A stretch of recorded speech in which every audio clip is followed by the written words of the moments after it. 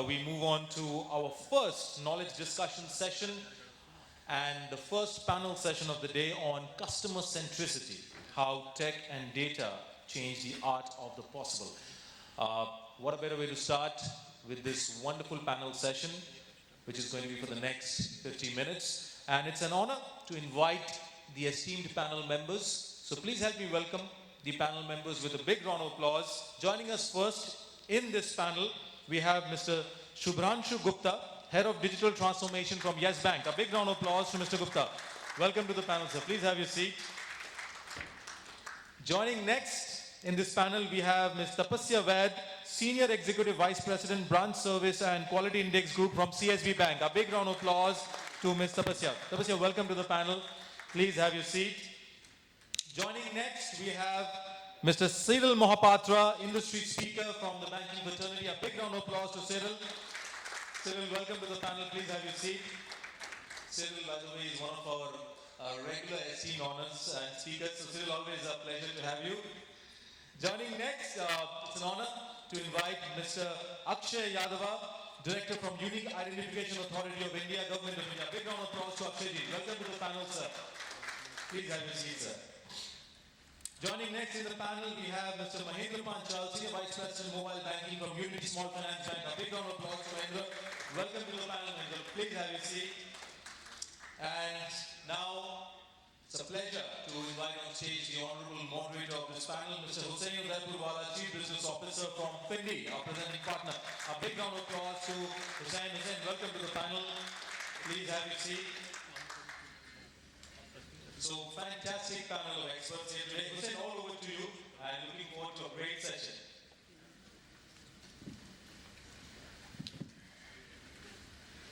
Thank you everyone for joining in. A very good morning to all of you. So, and thank you for joining all the panel members. So, before we start, right, when we talk about banking, what comes to mind first? Compliance, computing, convenience, customer, right? So these are the 4 C's that come to my mind when we talk about banking. In the session today, we will just reverse the order, right? We will put customer first, followed by convenience to the customer. Compliance, of course, is important. And then how does computing put everything in place, right? How does it bring convenience to the customer while ensuring compliance? So that will be the theme of the presentation for the day. So while we talk about customer, so who is the customer today? Maybe Tapasya, we can start with you, right? What does the customer expect today? And will it evolve over the next 5 years? What will we expect tomorrow? I think if we ask who is a customer today, and if I talk about myself, I think today's customer is a connected customer. Like if I have to start my day, I will start through a lot of apps on my mobile, which I will navigate through various services. So the customer of today, if I have to say, is a connected customer. He is well aware, well informed. 2024 was an year which had set AI. That was a milestone year. However, 2025, a lot of, especially in the digital space, AI has evolved from novelty to necessity. So customer is connected. But as you say, in future, if I have to put it like, today we are connected, maybe an year or so from today will be more, it will be like an anticipated customer, a customer who is, like if I go back to my own experience or my own example that I was giving, if I start my morning, I start through navigating various apps today. But still there is some friction, right? We have a lot of app passwords, multiple accounts.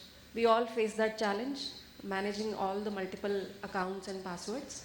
Then a lot of irrelevant information will come to me. A lot of repetitive information will come to me. So I am a connected customer, I am well aware, I am learning. However, still the digital channels are fragmented today as we speak. However, I feel if we talk about 5 years from now, Hussein, it will be more autonomous. The fragmented approach of digital channel will be more smoother. It will be more predictive. So I think there's a way to go in these 5 years is what my belief is. Not just in banking, in the entire, consumer industry. Yeah. Sure. And how's this fulfillment of expectation? How does it relate to the retention of these customers? So it's a very good question, I would say, because see, so customer fulfillment is basically meeting his expectations, if you have to ask me. And it is one of the key pillar for retention of a customer, which is customer loyalty, but it's not the only thing. So when I say customer fulfillment, which is meeting customer expectations, it is one of a strong pillar. However, sometimes, like again, I'll come to an example. There's a brand of Ayurvedic cosmetics that I use, which is Forest Essentials. Now, this brand has an excellent reward program, and they continue to overwhelm me with the kind of reward points they had till last year when they completely restructured their rewards program. So I was on this level of expectation. If I buy something, they'll reward me back with a lot of brownie points through which I repeat my purchase and all. So I was very loyal because of that loyalty program they had. But the moment they restructured it, without compromising on the quality of product or without increasing the price of the product, I was completely disappointed. I met one of the store representative and I kind of told them that, products are very expensive, but the reward program isn't that beneficial now. So she said, ma'am, we can't help it. That comes from a lot of customers. But what I mean is that my expectations they had set at a very high level and suddenly dropped. However, the product and prices will continue to be the same. I would also like to, when he's talking about, when Hussein asks about the expectation fulfillment, even the airlines, they do that. Like whenever we are traveling, 15 to 20 minutes of an extra time is given. Why? Because we feel that we have landed earlier. Or maybe they are keeping some margin for managing some small and minor gaps that the flight could oversee. But in case my flight lands at 10:20 as per my boarding pass and I have landed at 10, it's an experience for me. I'll feel exuberated that yes, wow, it's on time. Right? So I think it goes like if my expectation is more and my actual experience is less, which is a negative gap, I might end up having a lot of frustration, negative word of mouth, unhappiness. However, if my expectation equals to my experience, it's a neutral feeling. I'll not be very, very emotional to it. I'm fine. But if my expectation is lesser and experience has been amazing, I'll give references, I'll give positive reviews, I'll repeat my purchase, and all that goes hand in hand. So it's a very, so organizations, especially when it comes to fintech space and banks, over promising can be very, very dangerous. It may lead to a lot of complaints. It may lead to frustrated customer. So the plan should be, like I would say, in a way that, say again, I'll again put an example. If I'm going to a 5-star, my expectation is very high. Or if I go to a store which is already rated 4.8 on Google Maps, on Google reviews, again I'll be going with a very high expectation. And even if the food is good, I'll be disappointed that it wasn't like it should have been. However, if I go to a truck and I buy an 80 rupees burger and it is tasting nice, I'll be very happy. So expectations and service fulfillment go hand in hand. And I think the entire strategy should be in a way that, we under promise and we over deliver. And we sometimes surprise the customers with some key milestones. We merge with their key milestones and we give them some, good feeling about how our product usage is or how we are emotionally connected to you. I think that's also about service fulfillment and emotional connect with the customer. In fact, leading to loyalty. Thank you so much. So, overcommitment is dangerous. That's very nicely put. And thank you for putting a human angle to it. Uh, when we talk about the airline experience, buying a burger, right? We're talking beyond banking. Thank you for putting those angles together. Uh, Cyril, I would like to talk to you about the channels through which we reach the customers. Uh, let's talk about the technology, the different channels available when you build a website or when you build an app. What do you keep in mind? How do you differentiate your customer from a business to business customer or a business to consumer or a business to merchant? So who are you building the app for or a website for, and what is the right channel to reach these customers? Okay. First of all, thanks, Annex, for inviting me once again into this event. Uh, in my perspective, when I am creating an app or a website, you know, the first thing is comes to my mind that what is that I'm trying to solve for what kind of a customer and who is my target audience. A retail customer is quite different from an MSME customer. An MSME customer is quite different from a corporate customer. So I need to first understand what is the segment that I'm targeting and what is the problem that I'm trying to solve. This then takes you into some kind of a research. You know, for example, in my previous organization, we launched an app which is called a neo-banking app. But it was not like even I want to build a neo-banking app. It was like trying to understand that if I'm trying to build a neo-banking app, what is the expectation of that particular segment who is going to use a neo-banking app? For example, if my segment was a next-gen customer, so what is his expectation from a neo-banking app? Smarter transactions, easy to use, uh, curated loyalty programs, and state-of-the-art technology, right? And that's how then you build a complete, create a complete blueprint around that app, and then you develop that app or a website. Now, even if you take, the same product and develop it on an online channel as well as on an app in a format of an app, what is also important to understand that how easy the navigation is. Are you providing a seamless omni-channel experience to the customer? If that is missing, then your whole strategy goes for a toss. Because whatever customer segment that you're targeting, we have to always remember that he's not interacting with a channel. He's interacting with a brand.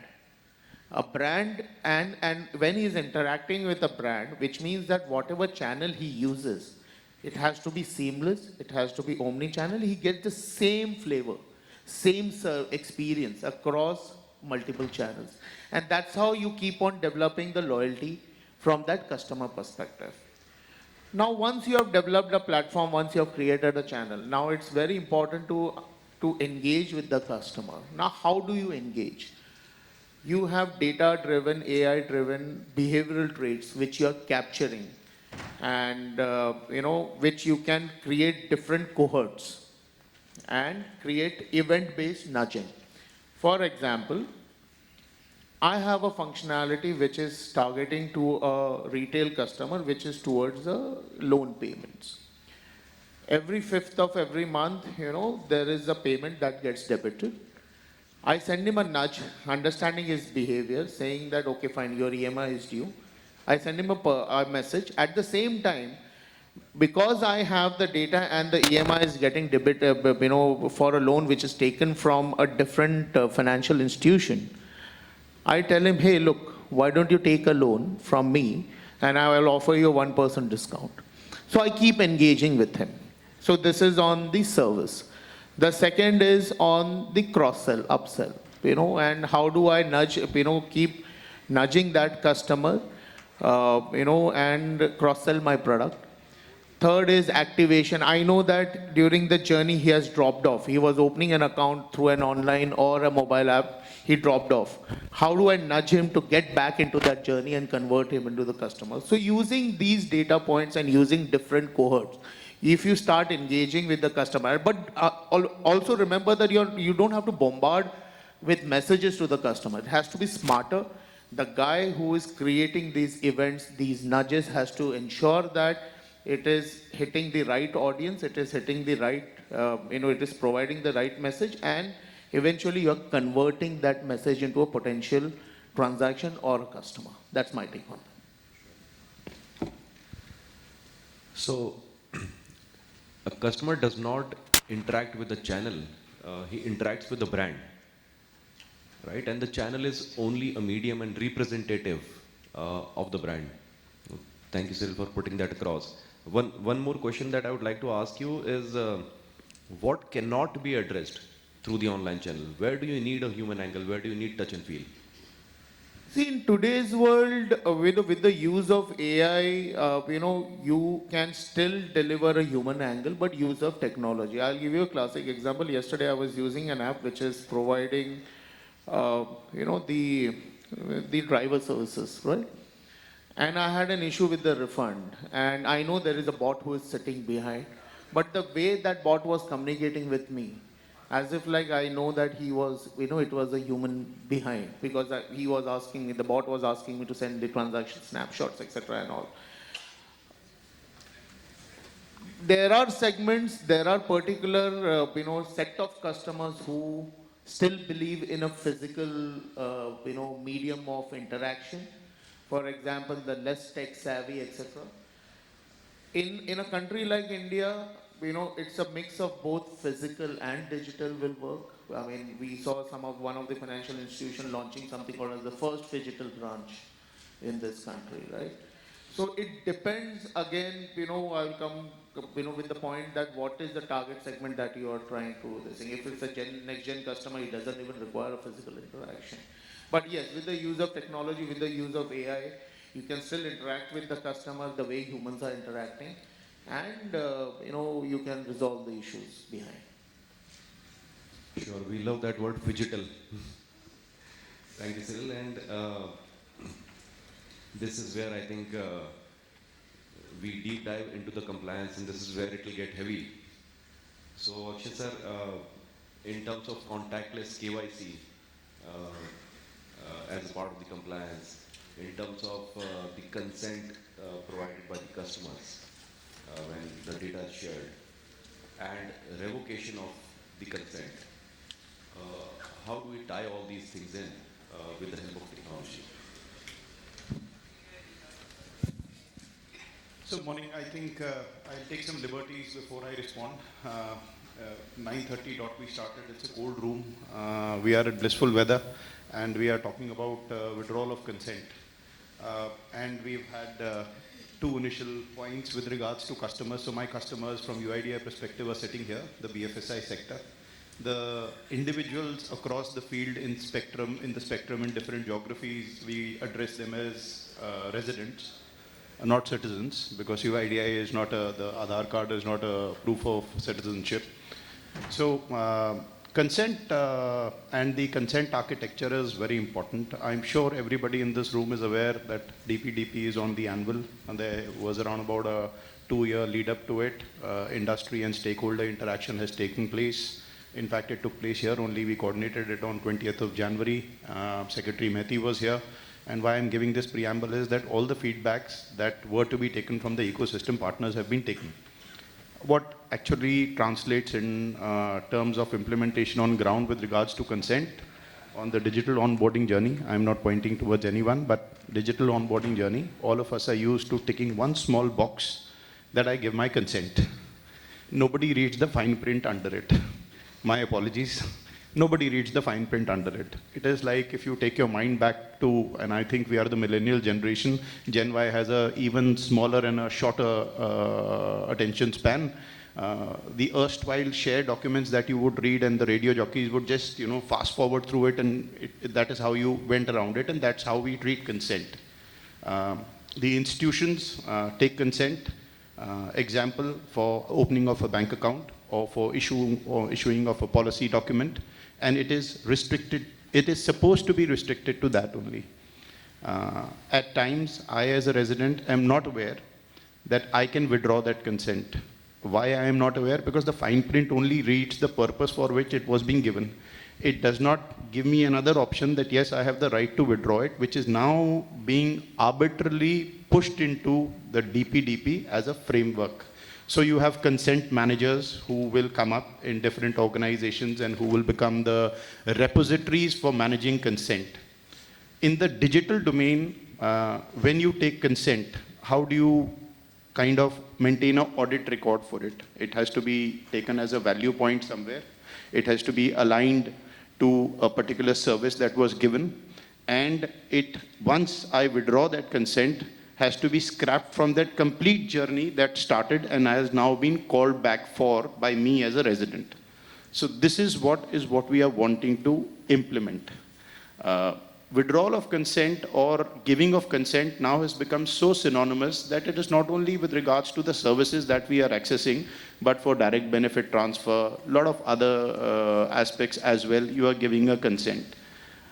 If we don't have it in vernacular, when I say vernacular, it is in the language in which a particular group of residents in a particular geography who understand it, there is a gap.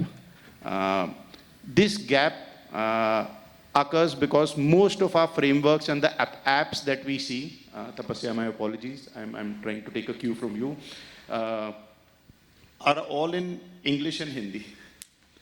Wherever you make them geography specific and you make them vernacular, the adaptability and my relatability factor to that app in terms of adoption increases.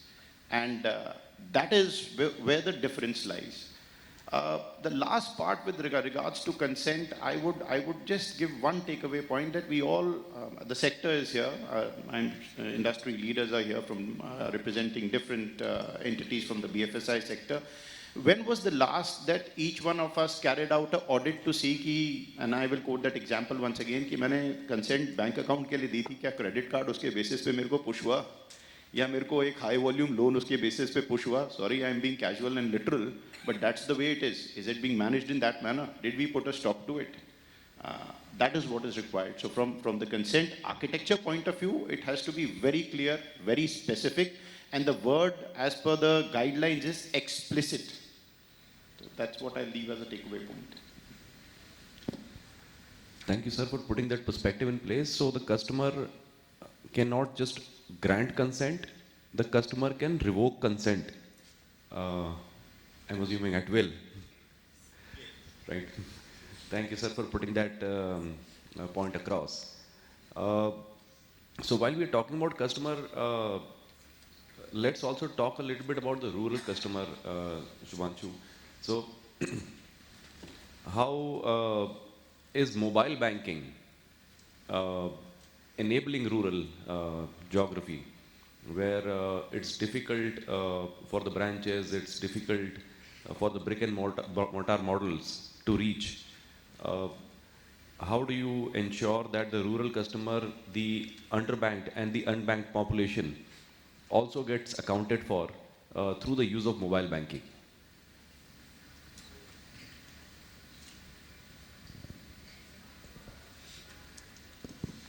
So just, Hussain, I will take probably 30 seconds just to rewind in terms of what happened for the mobile banking.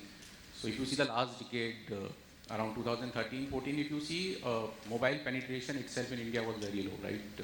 We had hardly like 5-10% 4G devices, around 30-40% 3G, and that's for 2G devices. Post the onboarding of Jio as a telecom operator, and between 2015-16 to 2025, last 10 years, almost everybody has a 4G mobile device.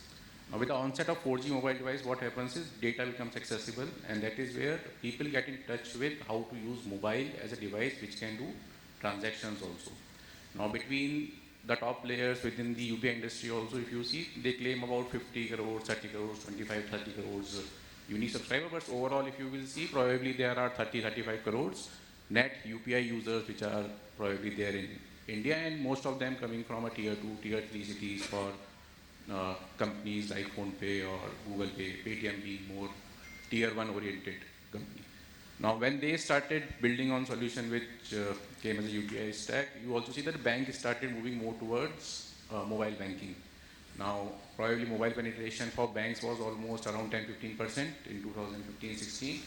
And with the application data coming in, probably for a private sector bank, it is reaching to around 40-50%. Whereas for PSU, probably it will be somewhere around 15-20% is my belief. Now, UPI has got much higher penetration, which means people know how to use apps. People probably don't know how to use mobile banking app. And that is where the whole education sector comes in the picture. From a rural perspective, setting up a branch is a costly affair. You will never be able to get a productivity out of that branch in terms of the infrastructure that you put in, plus the people that you, sorry, plus the people that you put in to do that. So that is where I think an integrated approach with the fintech players which are there, plus the origination of a neo banking. So probably tomorrow a fintech player which has got a large UPI base goes into a neo bank which provides basic services of your account opening, account transaction, maintaining those transactions, as well as giving it into a flavor of local language, what Akshay sir told. Probably not in terms of only the onboarding, but in terms of transaction also. So if you see, lot of companies and AI today is working towards voice-based transactions which are coming in, and that is where the rural banking also will start to emerge. The moment you are able to give a transaction, say मेरे खाते में से 20 रुपए transfer करो इस number पे, okay, and you are able to do that transaction through say a mobile authentication and OTP, that person will get enabled to do more, okay, and that is where the inclusion will come in terms of usability of mobile banking. Second comes the credit, which is the most difficult part to reach into the mobile. With more and more transactions being done through mobile, you will be able to build models which are able to give credit on the go, because KYC is already there. Credit you are able to do through your mobile transaction which you have done, or the information which is available at the backend. And e-sign, e-agreement can still be achieved through your online. So that is where I think the whole stack is going to develop over a period of time. It is just not like today you think, yeah, I will go into rural branch and start penetrating into that market. It is going to take time, and effort has to be there both from the industry as well as from the government side in terms of educating how mobile banking works. That is my view. Sure, thank you for sharing this. And while we are talking about technology, we are talking about mobile banking, we are talking about compliances, Mahindra, from a consumer perspective, uh, when we talk about interactions, we cannot leave out the chatbots, right? So from a consumer perspective, if you can talk a little bit about chatbots, what role do they play? And how is the end consumer adapting to these bots vis-a-vis a human being behind the phone line? I think that's. I'll take a step back from chatbot and start with what Cyril was pointing out was an omni-channel experience. Now the customer wants to. So the first step is availability of channels to a customer to interact with the organization. So that's not an option. You have to be enabling your customers to interact with you across the channels. It can be mobile, internet banking, anything else, as well as chatbot, which will be like in forms of WhatsApp, in form of your agentic AI chatbots, or anything else. So that's the first step which you need to take it up, is making accessibility non-negotiable. So you have to have the various channels available. Second step to that is how do we enhance each of these channels? I think the one place where AI is making a difference is the chatbots, which is now moving towards agentic AI, which is one of the biggest use case which has been identified across the banking industry. And that's where the implementations are coming through. So there will be transitions which will be moving away from a human-based interaction to an agent-based interaction, which is a virtual agent. And from there on, it will be taking a step forward, and the compliance frameworks, as in form of DPDP, both from a sales and service perspective, will come through, and the penetration at both at a mobile level and will also increase. So hence, this particular chatbot being available on mobile and then able to deliver the services and sales in a compliant manner to the customer is going to be the future. I think that's where I think the chatbots is going to get more and more embedded into the various channels which we are using. I think that's going to be the future. Sure. So accessibility is non-negotiable, right? So we ensure that all the channels are available to the customer Uh, Chatbots being one of them, it will take time for the consumer to adapt to it, to mobile banking, to chatbots. But the availability of these channels is important, choice is important. And just before we close the session, there is just one thing that Cyril, I would like to put across to you. You know, we've spoken about chatbots, we've spoken about mobile banking, we've spoken about compliances, right? How do you build a scalable infrastructure that can support all of this?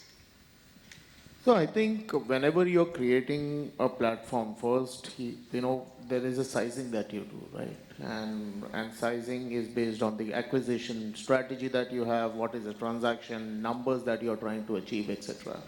Once you have that sizing, I think the on-prem deployment has given up, and I think cloud is the way going ahead, which is scalable, as well as you need to have, and you know most of the organizations have gone into the model of having their own cloud infrastructure, of course managed by vendors, but you have also need to have a right team to manage that kind of an infra, who keeps on monitoring A, resilience, B, availability, C, keep a tab on how many, what's the volume that the platform is able to sustain. So I think a very strong IT infra team having a good strategy around the platform and should be able to run well, and especially on the cloud infra. So that's the way ahead. Sure, thank you. So IT becomes the backbone of banking. Thank you to all the panel members for their valuable suggestions, feedback, and information.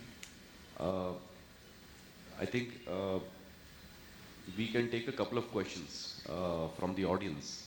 Right, we may just have a little time to take a couple of questions. I think, first of all, a big round of applause for this wonderful panel, ladies and gentlemen. Wonderfully moderated by Hussain. So thank you so much to all the panel members. Thank you so much to Hussain. And yes, we do have time to take a couple of questions. So I'll request, if you have a question, please raise your hand. We'll provide the mic to you. And please introduce yourself, your organization, and kindly be specific to which panel member the question is addressed to. Any questions from the floor?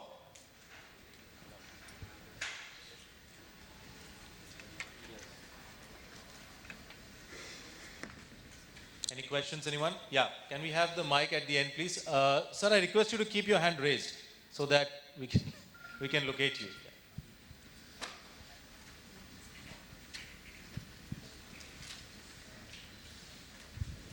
Hi, good morning everyone. Myself Suresh Ralwani. I am part of CSP Bank, heading the trade sales department. My question is to Mr. Cyril. When we are talking about different types of customers, when you're saying that corporate customers, retail customers, SME customers, so do you think that as an organization we should have a different policies or different customer-centric approach, or when can we do it like one approach to corporate customers, or one different site for corporate customer, different business propositions for other customers? So how the approach should be?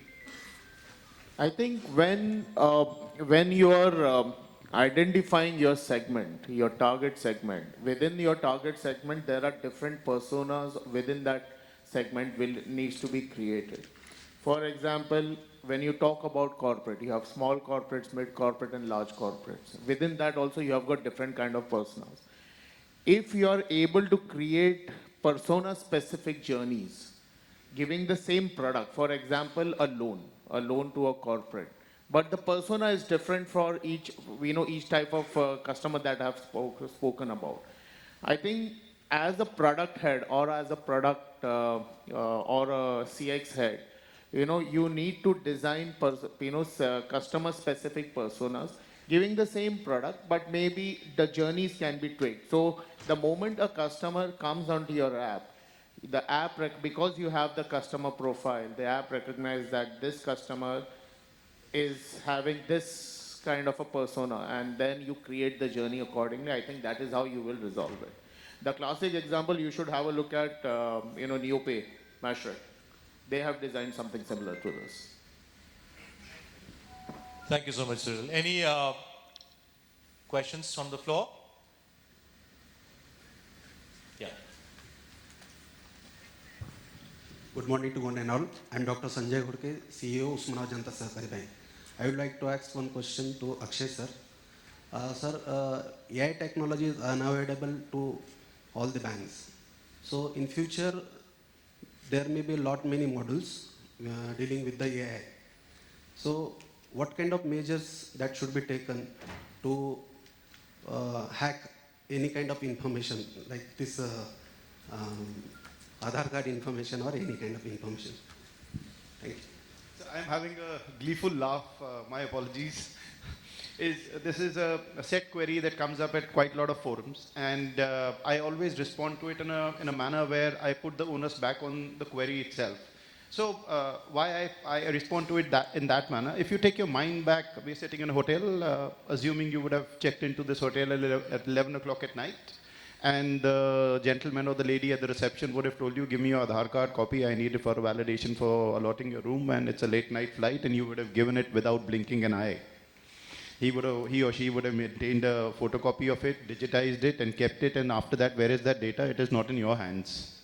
Now I morph the image, morph the address, put somebody else's name. That's the first level of fraud that I have created. I'm not blaming the hotel, I'm just saying how it gets played up.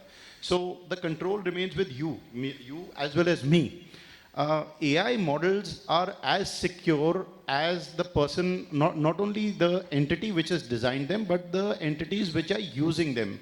So from the BFSI sector point of view, and I consider UIDI as an integral part of it, all of us have at the back end, I will not comment much on it, have enabled models which are specific to providing services with the intention of maintaining and retaining security. Example, we have enabled liveliness in biometric authentication for the transactions to be rejected ab initio from the onset of the journey itself. Previously, we would do some validation at the back end and it used to be a retrospective exercise. Now it is proactive. So this part, I hope you will align to what I'm saying. We also must understand that we are in tier 1 and 2.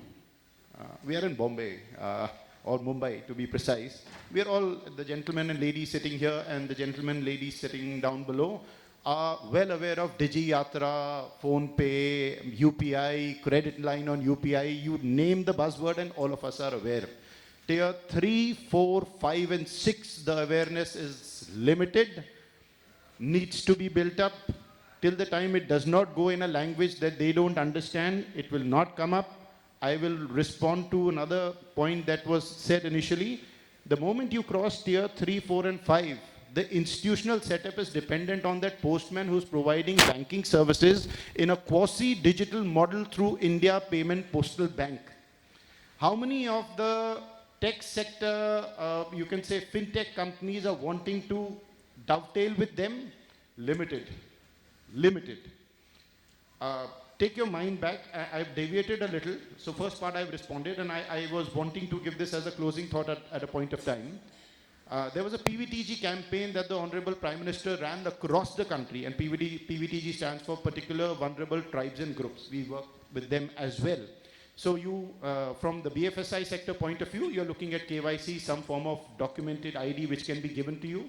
So you had a Kisan credit card that was given there, a Ayushman Bharat card that was given there, a Aadhaar card that was given there, a land agreement which was digitized was given there. How many from the sector leveraged that opportunity where the drive went on for 6 months to give low-level credit? Limited. I will not comment beyond that. So it is participative in nature. And security is something which I'm coming back to your point. So we all read in the news, Aadhaar data leaked from a particular place. So some time back it went out from somewhere, some time back it went out from somewhere. I can't specify names. The biggest gap that lies, and I hope the esteemed panel members sitting along with me will agree to, is the gap at the time of seeding and gap from this seeding to kind of cryptographing this data and reducing the accessibility of this data within the institutional setup, and institutional means within the bank or within an insurance company, where how many people will have access to it in terms of moderating, editing, or kind of downloading that data, that becomes very essential. And it is good to hear and good to see that we are digitized, पर आप अगर मैं थोड़ा crudely बोलूँ, account खोलने के लिए आप ऐप तो करवा रहे हो, पर फॉर्म फिर भी भरवा रहे हो और उसकी जेरोक्स कॉपी PDF कर रहे हो, that is not digitization. I'm sorry, this is the most simplest way that I can put it. So digitization is from the onset itself, if you are accessing it in a manner where the complete onboarding is digital and there is no physical document. And this digital onboarding has to be between you and me. You as a customer or a user, I'm sorry, I'm not quite comfortable with calling anybody a customer. It is resident only, and me as a service provider. So that I hope I have been able to give you a perspective. Thank you, sir. Thank you so much. Ladies and gentlemen, a big round of applause once again for this wonderful panel of experts here. And thank you to the panel members for answering those questions. Now, I would request Mr. Ketan Samija, Assistant Vice President, Banking Alliance from Zarika, to kindly come on stage to do the honors of felicitating our esteemed panel here. Ketan ji, if you could kindly come on stage, please. Thank you, Ketan ji. We'll start first with Mr. Subhranshu Gupta from Yes Bank by felicitating him. A big round of applause to Mr. Gupta for his wonderful contribution in the panel session. Thank you for your wonderful thoughts. Moving next to Ms. Tapasya Vaid from CSB Bank. A big round of applause to Ms. Tapasya for her wonderful contribution in the panel and for sharing her thoughts. Moving next to Mr. Cyril Mahapatra, industry speaker from the banking fraternity. A big round of applause to Cyril for his wonderful contribution in the panel and for his valuable insights and thoughts. Moving next to Mr. Akshay Yadava from Unique Identification Authority of India, Government of India. A big round of applause to Akshay sir for his wonderful thoughts in this panel and for his wonderful knowledge which he has shared with us. Moving next to Mr. Mahindra Panchal from Unity Small Finance Bank. A big round of applause to Mahindra for his wonderful contribution in the panel. And our esteemed and honorable moderator for the panel, Mr. Hussain Udaipurwala from Findi, our presenting partner. A big round of applause to Hussain for wonderfully moderating this esteemed panel of experts here. Would request the honorable panel members to kindly step forward for a group photo. And Ketan, if you could also join them.